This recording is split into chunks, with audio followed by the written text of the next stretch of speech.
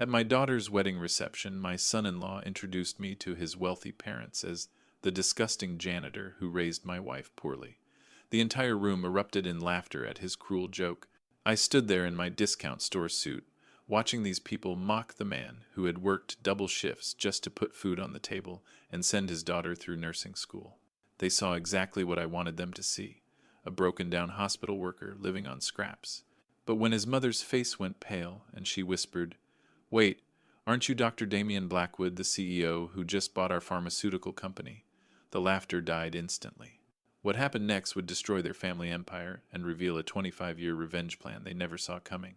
Before we continue, please subscribe to the channel and let us know where you're listening in the comments. Let me take you back to where this all began, 6 months earlier on a crisp spring evening in Philadelphia. I was sitting in my worn leather armchair reading the evening paper in my modest two-bedroom apartment on South Street. The radiator clanked its familiar rhythm, and the scent of my neighbor's cooking drifted through the thin walls. To anyone looking in, I was exactly what I appeared to be. Damien Blackwood, a 64-year-old retired hospital janitor living on a modest pension. The front door burst open with such force that my reading glasses nearly slipped off my nose. "Dad, I'm engaged." Celeste practically flew into the living room, her nurse's scrubs still wrinkled from her 12-hour shift at Children's Hospital.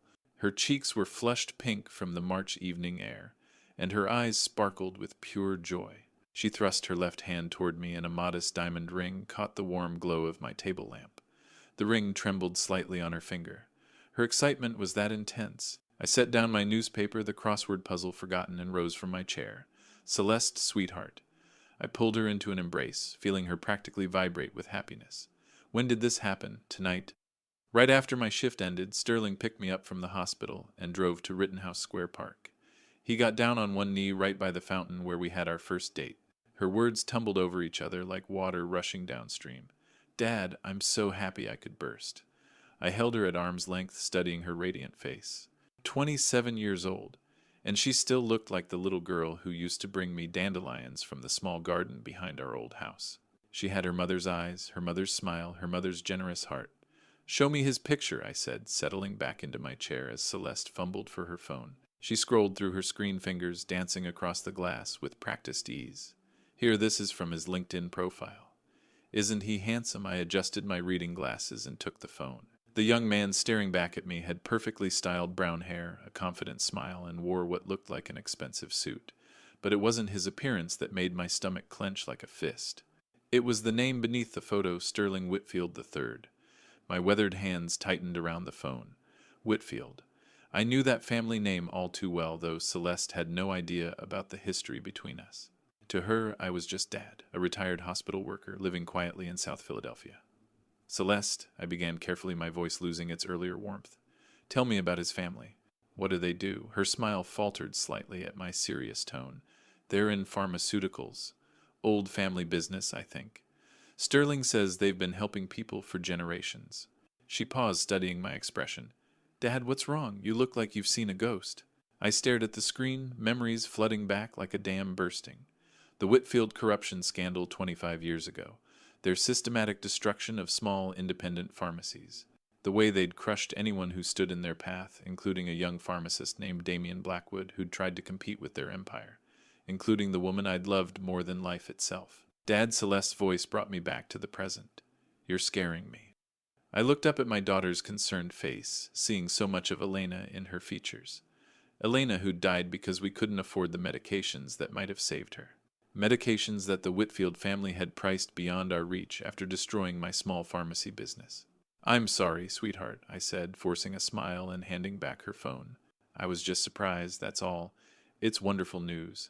But even as I hugged her again and listened to her excited chatter about wedding plans, my mind was racing.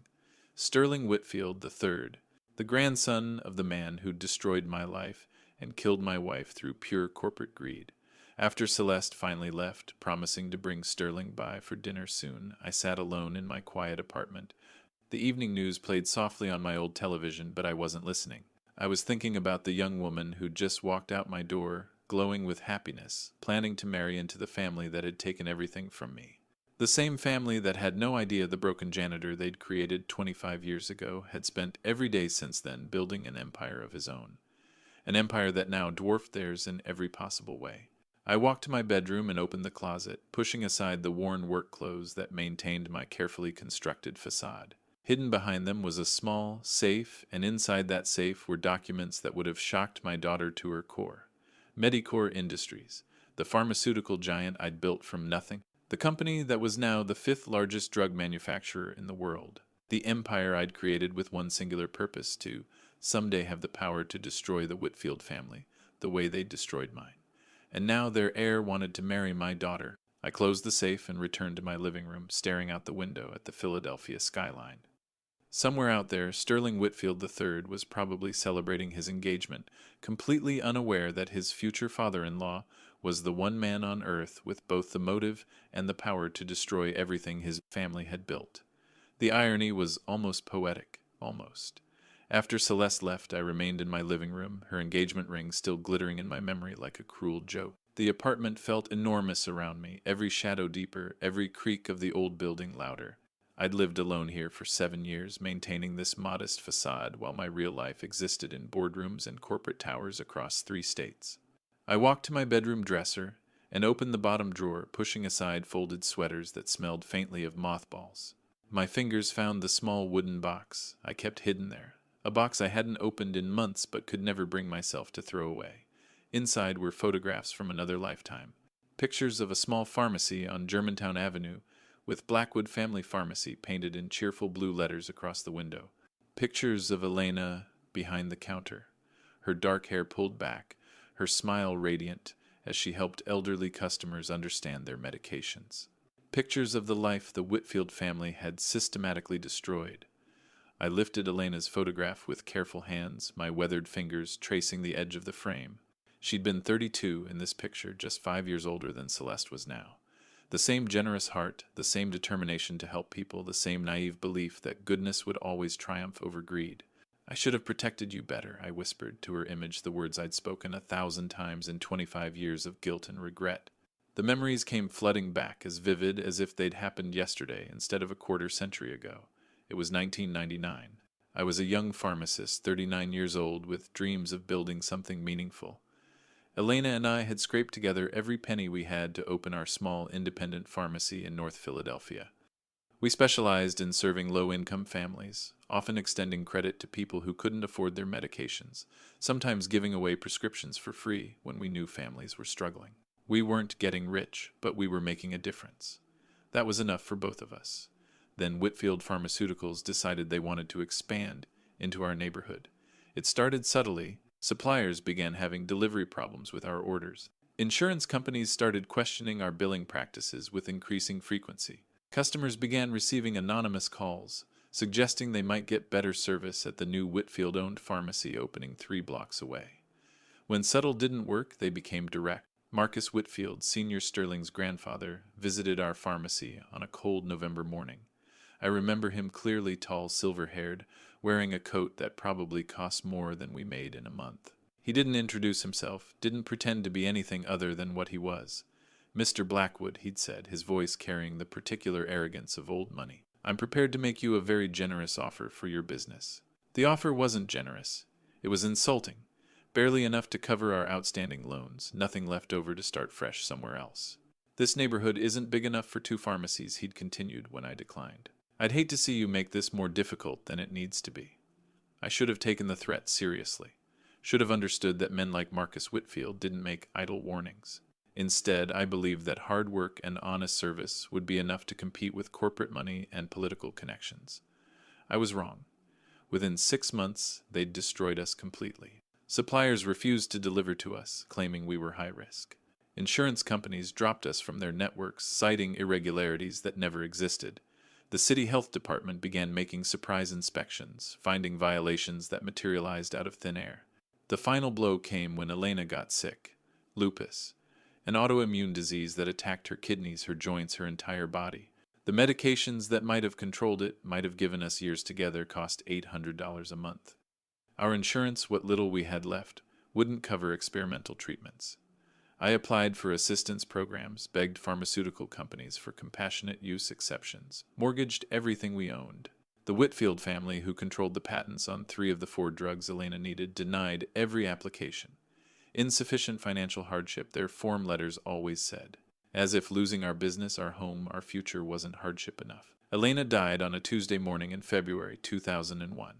I was holding her hand when she took her last breath, her fingers cold and thin from months of illness we couldn't afford to treat properly. Her last words were a whisper I had to lean close to hear. "Don't let them hurt other families the way they hurt us, Damien. Promise me." I'd promised, and I'd spent every day since then keeping that promise. The small pharmacy was gone, but Damien Blackwood wasn't finished. I took the insurance money from Elena's life, every penny of our remaining savings, and I disappeared. Not literally, but financially. I became a ghost in the system, working under assumed names, building businesses through shell companies and silent partnerships. It took me 15 years to build Medicor Industries into something that could challenge the pharmaceutical giants.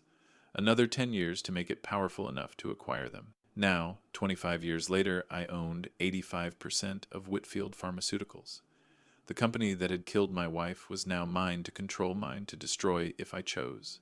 And their heir, their precious third-generation prince, wanted to marry the daughter I'd raised with Elena's memory as my guide. I closed the wooden box and returned it to its hiding place. Tomorrow I would begin the most delicate phase of my 25-year plan. I needed to meet Sterling Whitfield III, needed to see what kind of man he'd become, needed to understand if he was cut from the same cloth as his grandfather. Something told me I already knew the answer. The opportunity to meet Sterling came sooner than I'd expected. 3 days after Celeste's engagement announcement, she called me at work with excitement bubbling in her voice. "Dad, Sterling wants to take me to lunch at the hospital cafeteria today. He's never seen where I work, and I thought maybe you could meet him." You know, casually I was mopping the floors in the pediatric wing when she called my janitor's uniform, complete with name tag and everything. The perfect disguise I'd maintained for 7 years, hiding in plain sight among Philadelphia's invisible workforce. Of course, sweetheart, I'd love to meet him. What Celeste didn't know was that I'd spent the previous 72 hours learning everything there was to know about Sterling Whitfield III. My private investigators, the same team that had helped me acquire 6 major pharmaceutical companies in the past decade, had compiled a comprehensive dossier. 29 years old, MBA from Wharton, though his grades were mediocre and his admission had coincided with a substantial family donation. Currently held the title of Director of Strategic Development at Whitfield Pharmaceuticals, a position created specifically for him that involved very little actual work. His social media showed a lifestyle of expensive restaurants, luxury vacations, and charity events where he posed for photos but never rolled up his sleeves. Most interesting of all, Sterling had no idea that his family's company was hemorrhaging money. The Whitfields had been living off their reputation for years while their actual business crumbled. They were vulnerable, desperate for capital, and completely unaware that their salvation had already arrived in the form of Medicor Industries' silent acquisition. I finished mopping the hallway and made my way to the hospital cafeteria, timing my arrival perfectly. Through the large windows, I could see Celeste sitting at a corner table with a young man who looked exactly like his photographs, handsome in a generic way, expensively dressed and carrying himself with the particular confidence of someone returning who'd never faced real consequences. I bought a cup of coffee and a sandwich, playing my role perfectly. Just another hospital worker on his lunch break. Dad Celeste waved me over her face, bright with happiness. "Come meet Sterling." Sterling rose from his chair with practiced politeness, extending his hand with the kind of smile politicians use during campaign season. Up close, I could see the expensive details: Italian leather shoes, a Swiss watch that cost more than most people made in 6 months, cufflinks that were probably family heirlooms. "Mr. Blackwood, it's such a pleasure to meet you." His handshake was firm but brief, and I caught him glancing at my janitor's uniform with barely concealed distaste. "Celeste has told me so much about you. All good things, I hope." I settled into the plastic cafeteria chair, noting how Sterling positioned himself slightly away from me as if poverty might be contagious. "Of course. She mentioned you work here at the hospital. Maintenance and cleaning," I replied, watching his expression carefully. "Nothing too exciting, but it pays the bills." Sterling's smile became more strained. That's wonderful. Honest work." The words came out like he was reading from a script about how to talk to the help. Celeste jumped in, clearly sensing the awkwardness. "Sterling's in pharmaceuticals, Dad. His family helps develop medications that save lives." "Really?" I leaned forward with genuine interest. "That must be rewarding work." What kind of medications? Sterling's chest puffed up slightly the way it probably did whenever he got to discuss his family's importance. We focus on specialized treatments, high-end therapies for complex conditions, the kind of work that requires significant investment and expertise. Expensive medications, then? Well, yes. Innovation costs money, you understand. We can't just give away years of research and development. He laughed, but there was no humor in it. People like... He gestured vaguely at my uniform. Well, people expect everything to be cheap these days. They don't understand the value of quality. I took a sip of my coffee, noting how casually he'd dismissed people like me as too ignorant to understand business. I suppose that's true, though I imagine it must be hard when families can't afford the medications they need. Sterling shrugged, his indifference breathtaking in its casualness. That's what insurance is for. And there are charity programs, I suppose, for the truly deserving cases. The truly deserving cases. As if poverty was a moral failing that needed to be evaluated and approved by people like him. Dad works with a lot of families here, Celeste said, trying to bridge the growing tension she could feel but didn't understand. He sees how hard it can be for people to afford medical care. I'm sure he does.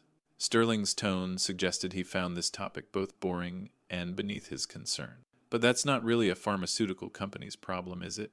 We're not a charity. We have shareholders to consider, employees to pay, research to fund. I nodded thoughtfully, as if considering his wisdom. Of course, business is business. Exactly. Sterling smiled, pleased that the janitor finally understood. You can't let emotions cloud good judgment. Sometimes tough decisions have to be made for the greater good. Tough decisions, like pricing medications beyond the reach of dying women, like destroying small businesses that tried to serve their communities with compassion instead of pure profit. After lunch, I walked Sterling and Celeste to the hospital entrance, playing the role of the grateful father meeting his daughter's successful boyfriend. Sterling shook my hand again, his politician's smile firmly in place. It was wonderful meeting you, Mr. Blackwood. I can see where Celeste gets her heart. The pause before heart spoke volumes. He saw Celeste's compassion as a character flaw she'd inherited from her working-class father, something that would need to be managed and eventually corrected. That evening, I made 3 phone calls from my real office in Center City, the one Sterling would never see. The first was to my head of security, authorizing a comprehensive background investigation that would make the FBI's files look superficial. The second was to my chief financial officer, instructing him to accelerate our acquisition timeline for Whitfield Pharmaceuticals. The third call was to an old friend who ran a network of healthcare workers across Philadelphia. People like me, invisible to the wealthy, but who saw and heard everything that mattered. I need to know about Sterling Whitfield, I told him. Everything he does, everyone he talks to, every decision he makes at that company. Can you help me for you, Damien? After everything you've done for our community, consider it done. By the end of the week, I would know Sterling Whitfield better than he knew himself. And what I learned would determine whether my daughter's future husband deserved mercy or justice. Something told me it wouldn't be mercy. 2 months later, I sat in the 42nd floor boardroom of One Liberty Place, looking out over the Philadelphia skyline through floor-to-ceiling windows. The morning sun cast long shadows across the polished mahogany table where documents worth $300 million lay waiting for my signature. My investigation into Sterling Whitfield had revealed everything I'd suspected, and worse. The reports from my network painted a picture of a man who embodied every toxic trait his family had passed down through generations. He routinely berated hospital staff, dismissed patient concerns as profit drains, and had personally blocked 17 compassionate use applications in the past year alone. But the most damning evidence came from his own emails obtained through perfectly legal means during our due diligence process. Messages where he laughed about bleeding the desperate dry and referred to chronically ill patients as subscription customers. Mr. Blackwood, my chief legal counsel, Patricia Martinez, slid the final acquisition documents across the table. With your signature, Medicor Industries will own 85% of Whitfield Pharmaceuticals.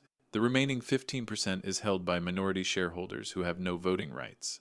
I picked up my fountain pen, the same one I'd used to sign Elena's death certificate 25 years ago. The irony wasn't lost on me. What's the current status of their financial situation? I asked, though I already knew the answer. Desperate, replied my CFO, David Chen. They've been operating at a loss for 3 years. Their research and development pipeline is essentially empty. Without this capital injection, they would face bankruptcy within 18 months. And they have no idea who's behind the acquisition, none whatsoever. The purchase is being made through our subsidiary, Phoenix Capital Holdings. As far as the Whitfield family knows, they're being saved by an anonymous investment group. I signed my name with careful strokes, each letter sealing the fate of the family that had destroyed mine. What about their board of directors? Sterling sits on the board as a family representative, but he has no real authority. His father, Marcus Jr., makes all the actual decisions. His grandfather, Marcus Sr., is officially retired, but still pulls the strings from behind the scenes. Marcus Sr., the man who'd stood in my small pharmacy 25 years ago and delivered his ultimatum with such casual cruelty. Now, 84 years old, still alive to see his family's empire crumble. I want a complete audit of their pricing practices over the past 25 years, I instructed. Every medication, every price increase, every denied compassionate use application. I want documentation of everything. Patricia raised an eyebrow. That's quite extensive, sir. May I ask why justice? I replied simply. Sometimes it takes decades to arrive, but it always comes eventually. My phone buzzed with a text from Celeste wedding planning meeting this afternoon. Sterling's parents want to meet you properly this time. Dinner at Le Bernardin at 7 p.m. Love you, Dad. Le Bernardin, a restaurant where the average meal cost more than I supposedly made in a week. The Whitfield family was planning to impress the poor janitor with their generosity, completely unaware that I could buy the entire restaurant chain without checking my account balance. There's one more thing, sir, David said, consulting his tablet. Our investigation uncovered some interesting information about their upcoming family gathering. Sterling's wedding is planned for September 15th. The entire Whitfield extended family will be in attendance, including all the major shareholders and board members. How convenient, I murmured, already seeing the possibilities. And they've chosen the venue, the Rittenhouse Hotel Ballroom. Very exclusive, very expensive. They're sparing no cost, presumably because they believe their financial troubles are behind them now. I stood and walked to the window, looking down at the city, where Elena and I had once dreamed of building something meaningful together. Somewhere down there, Sterling Whitfield was probably celebrating his family's salvation, never imagining that their savior was the same man he'd dismissed as an ignorant janitor just weeks ago. Patricia, I want you to prepare a complete restructuring plan for Whitfield Pharmaceuticals. New pricing guidelines that prioritize patient access over profit margins. Expanded compassionate use programs. A complete overhaul of their corporate culture. Sir, that will essentially eliminate their profit margins for the next several years. Good. Sometimes companies need to remember that healing people is more important than enriching shareholders. I turned back to face my team. I also want you to research the legal requirements for disclosing ownership changes to employees and board members. Standard practice is 30 days' notice for major restructuring announcements, Patricia replied. But there's no requirement to reveal the identity of new ownership unless specifically requested. Perfect. I want the announcement made on September 16th, the day after Sterling's wedding. David looked confused. Sir, that's an unusual timeline. Most acquisitions announce immediately to stabilize stock prices and employee morale. This isn't most acquisitions, I said, returning to my chair. This is personal. I gathered the signed documents and placed them in my briefcase, next to a photograph of Elena I'd carried for 25 years. Gentlemen, lady, you've just helped me complete the largest pharmaceutical acquisition in Pennsylvania history. More importantly, you've helped me keep a promise I made to my dying wife. As my team filed out of the boardroom, I remained behind, staring out at the city skyline. Somewhere out there, the Whitfield family was planning a wedding celebration that would mark not just Sterling's marriage to my daughter, but the end of their century-long dynasty. They had no idea that the man they'd created through their cruelty had spent 25 years becoming powerful enough to destroy them with the stroke of a pen. The trap was set. The wedding was planned. And justice, delayed for a quarter century, was finally ready to be served. All I had to do now was wait for Sterling to show his true nature one final time in front of the people who mattered most. Something told me I wouldn't have to wait long. September 15th arrived with the kind of crisp autumn morning that made Philadelphia beautiful. I stood in my modest bedroom at 6 a.m. staring at two outfits, laid across my bed like competing versions of myself. On the left hung my best suit purchased from a discount store 3 years ago for exactly this kind of occasion. Faded gray fabric, slightly loose around the shoulders, the kind of outfit a retired hospital janitor might wear to his daughter's wedding. On the right lay clothes I'd never worn in public, a hand-tailored Italian suit worth more than most people's cars, with platinum cufflinks and a Swiss watch that could fund a small charity. I chose the gray suit. Today I would walk my daughter down the aisle as the man she believed me to be. Tomorrow I would reveal the truth about everything else. The mirror reflected a face weathered by 64 years of life, 25 of which had been spent planning for this exact moment. My hands were steady as I knotted my tie, the same hands that had held Elena as she died, that had signed documents creating a pharmaceutical empire, that had just signed papers destroying the family responsible for both. My phone buzzed with a text from Celeste. "Dad, I'm so nervous. Can you come to the hotel early? I need my father." She needed her father. Not the billionaire CEO who could solve any problem with money and power, but the man who'd raised her with love and Elena's memory as our guide. The man who'd taught her that character mattered more than wealth, that helping others was more important than helping yourself. The man I'd been pretending to be for so long that sometimes I forgot which version was real. I drove my old Toyota through Philadelphia's morning traffic past the gleaming towers, where my real offices occupied entire floors. The Rittenhouse Hotel rose before me like a monument to old money and older privilege, its limestone facade polished to perfection. Inside, the wedding preparations were already in full swing. Florists arranged white orchids that probably cost more than I supposedly made in a month. Caterers prepared a reception menu featuring delicacies most people only read about in magazines. Mr. Blackwood Sterling's voice boomed across the hotel lobby, carrying that particular blend of false warmth and genuine condescension I'd come to expect. He approached wearing a tuxedo that fit him like it had been sewn directly onto his body, which it probably had. "Sterling," I replied, extending my hand. "Big day, the biggest." His grip was firm, confident, the handshake of a man who'd never doubted his place in the world. "I can't thank you enough for raising such an incredible daughter. Celeste is going to make the perfect wife. The perfect wife. Not partner, not equal, not the brilliant pediatric nurse who saved children's lives every day. Wife as if marriage was a job she'd been hired to perform. She's pretty special," I agreed. "I hope you'll take good care of her." "Oh, I will. Don't worry about that." Sterling clapped me on the shoulder with casual familiarity. "She'll want for nothing. Designer clothes, expensive vacations, a house in the right neighborhood. Everything she never had growing up. Everything she never had. As if love, stability, and moral guidance were somehow inadequate substitutes for material wealth. The ceremony itself was beautiful in the way that unlimited money could make anything beautiful. St. Mark's Episcopal Church had been transformed into something from a luxury magazine, with flowers cascading from every surface and light streaming through stained glass windows that had witnessed a century of Philadelphia's most important families. I sat in the front pew as guests filled the church behind me. Sterling's side was packed with the kind of people who appeared in society pages, old money families, pharmaceutical executives, politicians whose campaigns had been funded by Whitfield donations over the decades. Celeste's side was smaller but warmer.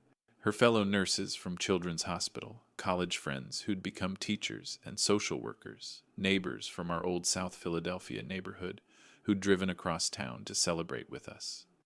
The contrast was stark, and I wondered if Sterling saw it too. Two different worlds, two different value systems coming together in what should have been a celebration of love but felt more like a corporate merger. When the wedding march began, I stood and turned to see my daughter at the back of the church. She was radiant in her wedding dress, a vision of ivory silk and Belgian lace that made her look like Elena had on our wedding day 30 years ago. "Ready, Dad," she whispered as she took my arm. "Are you?" I asked, studying her face for any sign of doubt, any hesitation that might give me permission to stop this before it was too late. But Celeste glowed with happiness, her eyes bright with love and hope for the future. Whatever Sterling's flaws, whatever his family's history, she believed in him completely.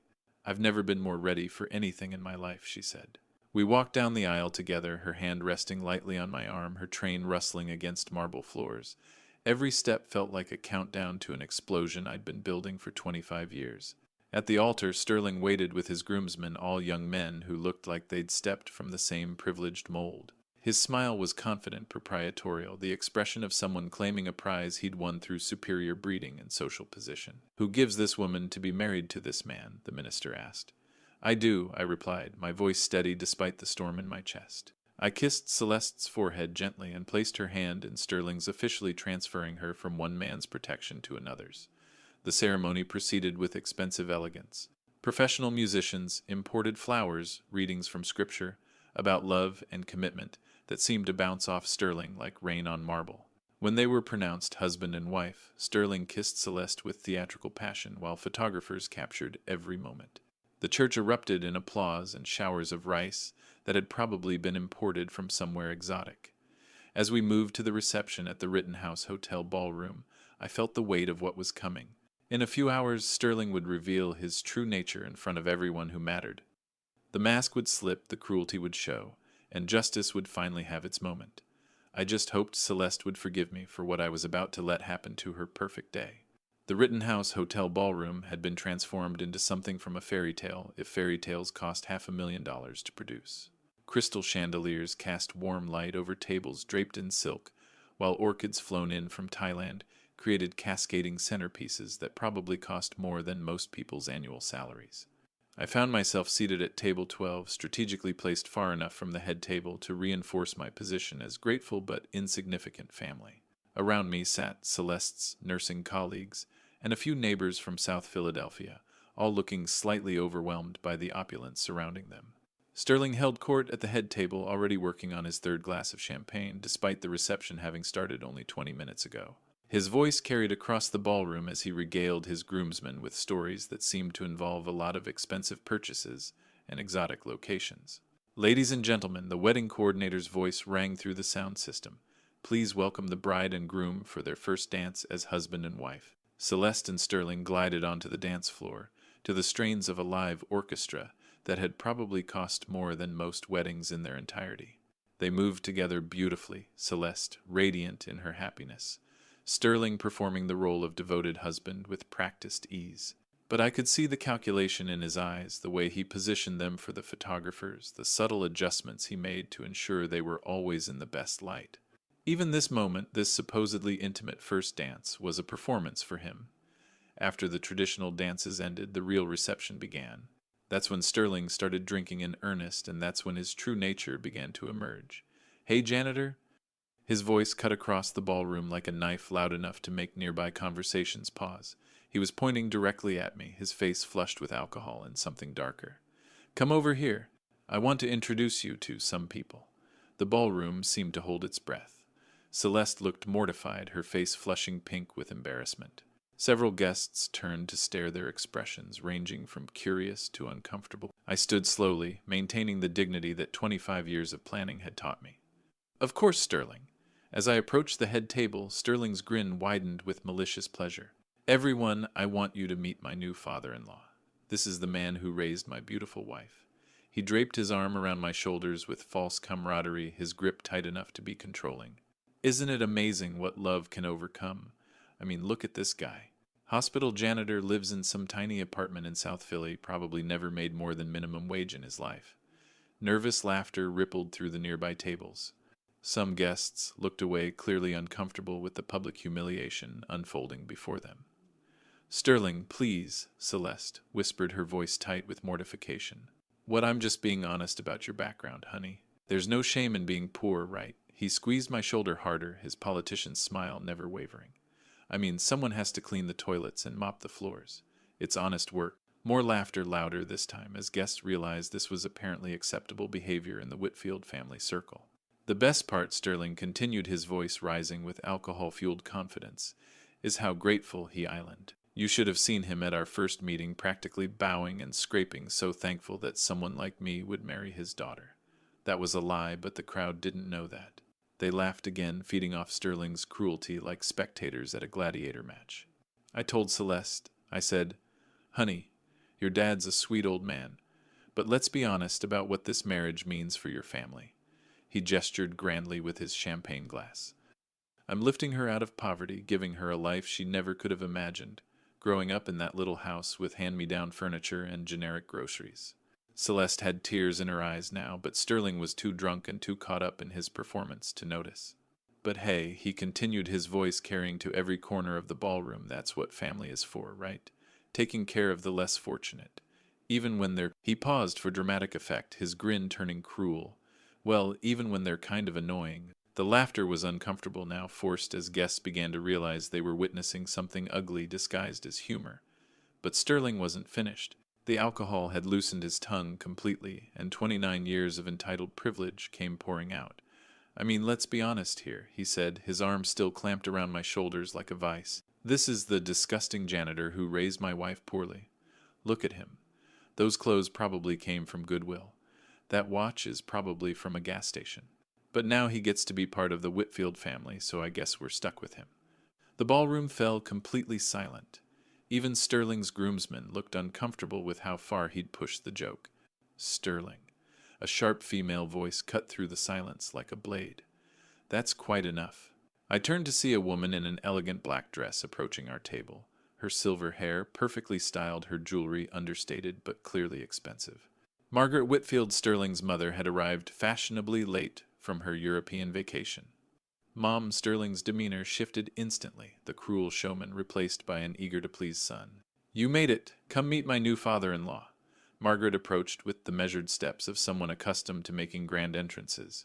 Her eyes swept over the scene with the practiced assessment of a woman who'd spent decades navigating high society. "This is Damien Blackwood." Sterling continued oblivious to the storm gathering in his mother's expression. "Celeste's father. I was just telling everyone about his background." Margaret stopped directly in front of me, her sharp businesswoman's eyes studying my face with the intensity of someone solving a particularly challenging puzzle. For a moment the ballroom held its breath. Then her face went completely pale. "Oh my God," she whispered, her hand flying to her throat. Aren't you Dr. Damien Blackwood?" The question hung in the air like smoke from an extinguished candle. Sterling's confident grin faltered as he sensed something shifting, something he didn't understand. "The CEO who just bought our pharmaceutical company." Margaret's voice was barely audible, but in the complete silence of the ballroom, every word carried like thunder. And that's when Sterling's perfect world began to crumble. The silence in the ballroom was deafening. Margaret Whitfield stood frozen, her champagne glass trembling in her manicured hand, as recognition dawned across her face like sunrise breaking over a battlefield. "Yes," I said quietly, my voice carrying easily through the hushed space. "I am Dr. Damien Blackwood, CEO of Medicor Industries." Sterling's arm dropped from my shoulders as if I'd suddenly caught fire. His face went through a series of expressions, confusion, disbelief, and then pure unadulterated terror as the implications began to sink in. "No," he stammered, his voice cracking like a teenager's. "No, that's impossible. You're nobody. You're a janitor. You drive that piece of junk Toyota. You live in that tiny apartment." "Yes," I replied calmly, straightening my discount store tie with deliberate precision. "I've been playing that role for 7 years. It's amazing what people reveal about themselves when they think you're powerless to respond." Around us, wedding guests were pulling out their phones, frantically searching for information about the mysterious billionaire who'd just been publicly humiliated by his own son-in-law. The lucky ones with business connections would find articles about the reclusive pharmaceutical mogul who'd made headlines for his anonymous corporate acquisitions. Margaret had recovered her composure with the practiced ease of a veteran negotiator, though her hands still shook slightly. "Mr. Dr. Blackwood, we had no idea. If we'd known." "If you'd known, you would have treated me differently," I asked, my voice carrying the weight of months of accumulated insults. "But you didn't know, so I learned exactly who you all are when you think there are no consequences." Sterling was having what appeared to be a panic attack, gasping for air like a drowning man. His perfectly styled hair was disheveled from running his hands through it, his expensive tuxedo wrinkled from his desperate movements. "This can't be happening," he whispered more to himself than to anyone else. "This can't be real."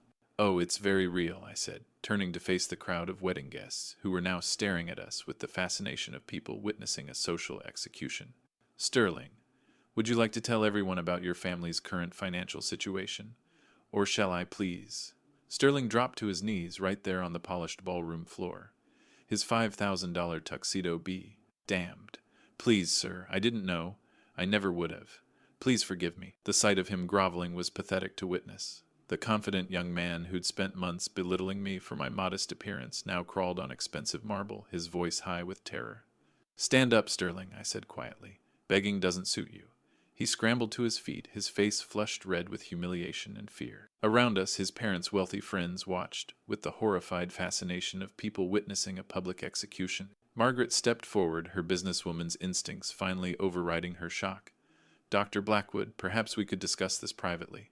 There may have been some misunderstandings." "No misunderstandings, Margaret," I replied calmly. "Your son showed me exactly who he is when he thought I was powerless to respond. Character isn't something you can fake when you think no one important is watching." "But surely," she pressed, desperation creeping into her voice, "we can work something out. Business is business after all." "You're absolutely right," I agreed. "Business is business."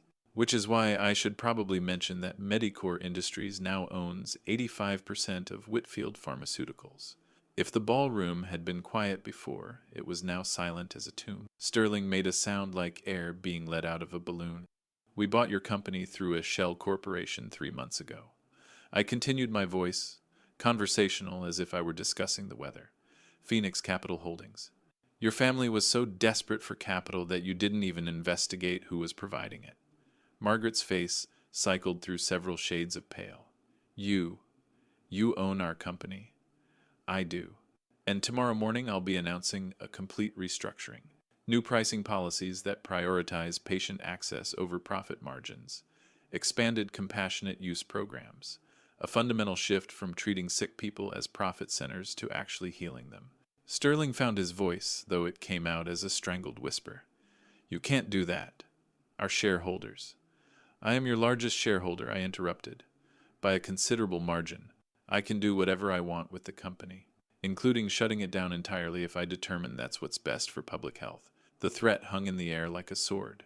3 generations of Whitfield family legacy reduced to a bargaining chip in the hands of the man they'd spent the evening mocking. There's more, I said, reaching into my jacket pocket and pulling out a thick manila envelope. My investigation into your company's practices over the past 25 years has been quite thorough. Price-fixing insurance fraud, bribing government officials to delay generic drug approvals. The FDA will be very interested in these documents.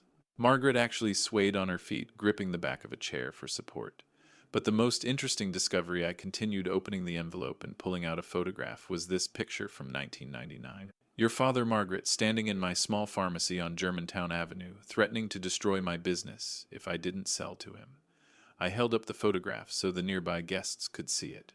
Margaret's father, Marcus Whitfield Sr., caught in the act of corporate intimidation that had started this entire 25-year journey. That's the day your family killed my wife, I said, my voice never rising above a conversational tone. She died because we couldn't afford the medications your company priced beyond our reach. Medications that cost pennies to produce but were sold for hundreds of dollars to desperate families. Sterling was crying now, actual tears streaming down his face as the full magnitude of his situation became clear.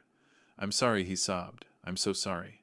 I'll do anything. I'll change. I swear I'll be different. I looked down at his desperate face, seeing nothing there but fear of consequences rather than genuine remorse. He wasn't sorry for his cruelty. He was sorry he'd been caught being cruel to someone with power. Some mistakes can't be undone with apologies, Sterling, I said quietly. You spent months showing me who you really are. Money doesn't change character. It reveals it. I turned to address the stunned crowd of wedding guests, many of whom were still recording everything on their phones.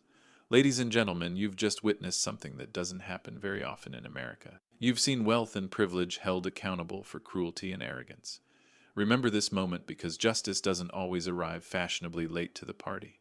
But even as I spoke, my eyes found Celeste across the ballroom. She stood frozen in her wedding dress, tears streaming down her face, caught between the father she'd never really known and the husband she was just now truly seeing. The hardest part was yet to come. The ballroom remained frozen in stunned silence as I walked slowly toward my daughter. Celeste stood beside the head table, in her beautiful wedding dress, tears streaming down her face, her bouquet forgotten on the floor beside her. Dad, she whispered as I approached her, voice breaking on the single word. Is it true? All of it. Yes, sweetheart. I should have told you years ago, but I wanted you to love me for who I am, not what I own. I reached out to touch her face gently, wiping away her tears with my thumb. I'm still the same man who raised you, who taught you to help others, who loves you more than anything in this world. Behind us, Sterling had pulled himself together enough to stand, though he swayed slightly from alcohol and shock. Celeste, you have to understand. I love you. I really do love you. She turned to face her new husband, her expression a mixture of heartbreak and dawning realization. Do you, Sterling? Or do you love what you thought I represented? The grateful, poor girl you could rescue and control, that's not, Sterling's words tumbled over each other as he tried to find an explanation that might salvage something from the wreckage. I can change. I swear I can be better. You're 30 years old, Celeste said quietly, her nurse's training giving her strength even in crisis. If you haven't learned compassion by now, you never will. I pulled out my phone and opened a file I'd hoped never to have to show her. Celeste, there's something else you need to see. Sterling's work emails from the past 6 months. She took the phone with trembling hands and began to scroll through messages that painted a devastating picture of her husband's character. Emails where he laughed about bleeding patients dry, referred to chronically ill children as profit opportunities, and bragged about denying medications to families who couldn't afford them. Oh God, she whispered, her face growing pale as she read. These children. Some of these are my patients. Sterling, you personally denied medications to kids I take care of every day. Sterling reached for her desperately. Honey, that's just business talk. I didn't mean. You meant every word she said, pulling away from his touch. This is who you really are when you think no one's watching. Margaret Whitfield stepped forward, her business instincts still trying to salvage something from the disaster. Dr. Blackwood, surely we can reach some accommodation. Sterling made mistakes, but he's young. People can change. Can they, I asked, turning to address not just Margaret, but the entire crowd of wedding guests who had witnessed this unprecedented reversal of fortune. Your family has had a century to develop compassion, to choose healing over profit, to remember that pharmaceutical companies exist to help people, not exploit them. I walked to the center of the ballroom, my voice carrying easily through the crystal-clear acoustics of the expensive venue. Instead, you've spent 4 generations treating sick people as subscription customers, pricing medications beyond the reach of families like mine, destroying anyone who tried to offer compassionate alternatives. I pulled out the photograph of Elena from my jacket pocket, the same one I'd carried for 25 years. This is Elena Blackwood, my wife Celeste's mother. She died because your family decided that corporate profits were more important than human lives. She died because medications that cost $3 to manufacture were priced at $300 per dose. The ballroom was completely silent now. Even the catering staff had stopped moving to listen. But Elena made me promise something before she died, I continued, my voice growing stronger with each word. She made me promise not to let your family hurt other people the way they hurt us. It took me 25 years, but I kept that promise. I turned back to Sterling, who stood swaying beside the ruins of his wedding reception. Tomorrow morning, Whitfield Pharmaceuticals will begin operating under new management. Medication prices will be reduced to barely above manufacturing cost. Every compassionate use application will be reviewed by medical professionals, not accountants. The company will remember that its purpose is healing, not wealth accumulation. You'll destroy us, Margaret said, her voice hollow with defeat. No, I replied. I'll save you. I'll turn your company into what it should have been all along, a force for healing, instead of a machine for exploitation.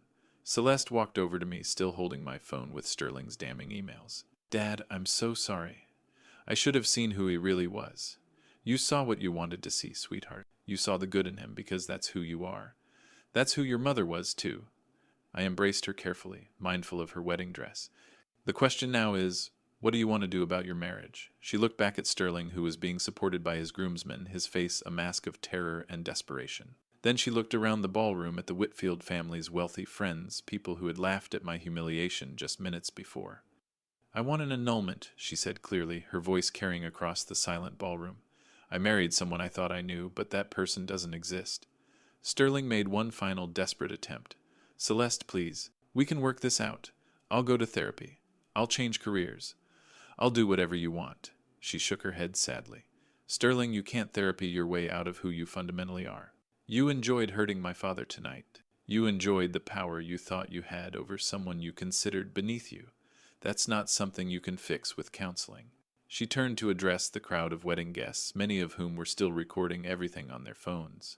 I want everyone here to remember something, she said, her nurse's training giving her the strength to speak clearly despite her tears. Character matters more than wealth. Compassion matters more than status. And sometimes justice takes 25 years to arrive, but it always comes, eventually. I put my arm around my daughter's shoulders as she continued. My father spent decades building something meaningful from the ashes of what this family destroyed. He could have used his wealth for revenge, but instead he's using it for healing. That's the difference between him and them. As we prepared to leave the ballroom, I turned back one final time to address Margaret and the remnants of the Whitfield family. Your company will survive this transition, I said. Your employees will keep their jobs, but the culture of cruelty and exploitation ends now. You have a choice: adapt to a business model based on compassion, or find new careers. Sterling made one last desperate grab for relevance. You can't just destroy everything we've built. I'm not destroying anything, I replied calmly. I'm transforming it into something Elena would have been proud of. Something that honors the memory of everyone your family's greed has killed over the past century. As Celeste and I walked toward the ballroom, the crowd of guests parted before us like water. Some looked ashamed, others appeared thoughtful, a few seemed genuinely moved by what they'd witnessed. At the door, I paused and looked back at the scene. We were leaving behind overturned champagne glasses, scattered orchids. A groom collapsed in a chair, while his family tried to process the complete destruction of everything they'd believed about their place in the world. Dad Celeste said, as we stepped into the hotel corridor, "What happens now?" "Now we go home," I said, putting my arm around her shoulders. "Tomorrow we start building something better, something your mother would have loved to see." Outside the Rittenhouse Hotel, Philadelphia's evening air was crisp and clean. Somewhere in the distance, church bells were chiming 10 o'clock, marking not just the end of this day, but the end of 25 years of planning, waiting, and hoping for justice. Elena's promise had been kept. The Whitfield family's reign of corporate cruelty was over. And my daughter, the best part of both Elena and me, was finally free to build a life based on love instead of lies. Justice, it turned out, was worth the wait. Sometimes the most powerful people in the world are the ones you never see coming. They're the janitors you ignore, the service workers you dismiss, the quiet individuals you underestimate, because they don't wear expensive suits or drive luxury cars. Real strength isn't about flaunting wealth or wielding power over others. It's about building something meaningful from nothing, about turning pain into purpose, and about never forgetting where you came from. Character reveals itself not in moments of triumph, but in how we treat those we believe can't fight back. Sterling Whitfield thought he was safe to show his cruelty because he believed I was powerless. But true power isn't the ability to hurt others without consequences. True power is the ability to help others despite the cost to yourself. Elena's dying wish wasn't for revenge. It was for justice. There's a difference. Revenge destroys everything in its path. Justice builds something better from the ashes of what was broken. Every parent wants to protect their children, but sometimes protection means letting them see the truth, even when it's painful. Celeste's heartbreak at discovering Sterling's true nature was devastating to witness, but it freed her to find real love built on honesty and respect. The hardest lessons are often the most valuable ones, and sometimes the people who hurt us the most teach us what we truly deserve. If you like this story, please like this video, subscribe to the channel, and share your impressions of this story in the comments. To listen to the next story, click on the box on the left. Thank you for watching.